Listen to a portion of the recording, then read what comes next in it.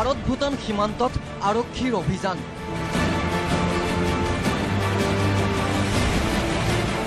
target operation Vikram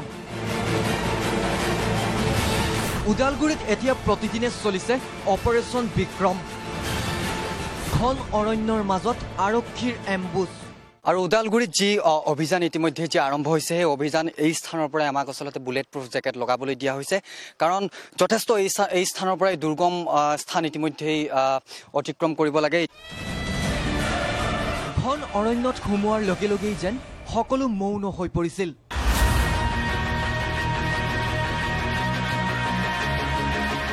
এখোজ দুখোজকৈ সকলো আগবাঢ়িছে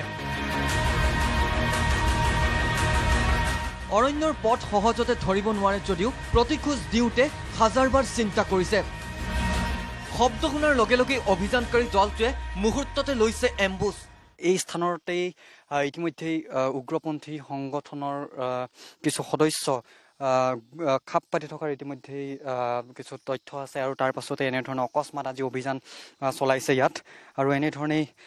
যি কোব্ৰা টিম বিশেষকৈ কোব্ৰা টিম আৰু অসম আৰক্ষীৰ দলে ইতিমধ্যে যৌথভাৱে ইয়াত অভিযান চলাই আছে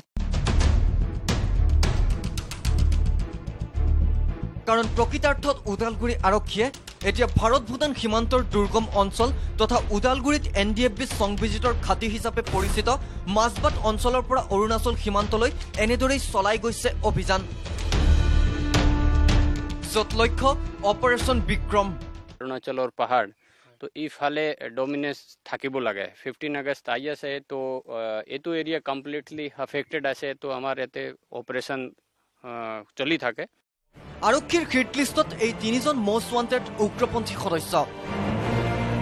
য'ত শীৰ্ষত গ্ৰেনেডৰ সৈতে থকা NDFB সংবিজিতৰ লাল নামৰ এইজন শক্তিশালী কেডাৰ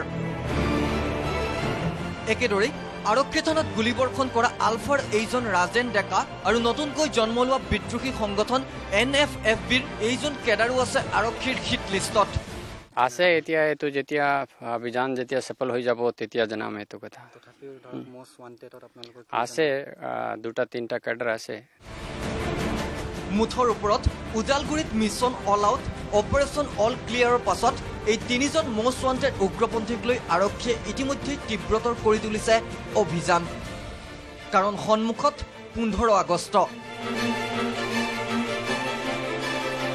কেমেৰা পাৰ্চন নৱমুক্তিৰ সৈতে ভাৰত ভূটান সীমান্তৰ পৰা ৰাম উপাধ্যায় আৰু প্ৰাঞ্জল প্ৰতিম হাজৰিকা নিউজ লাইভ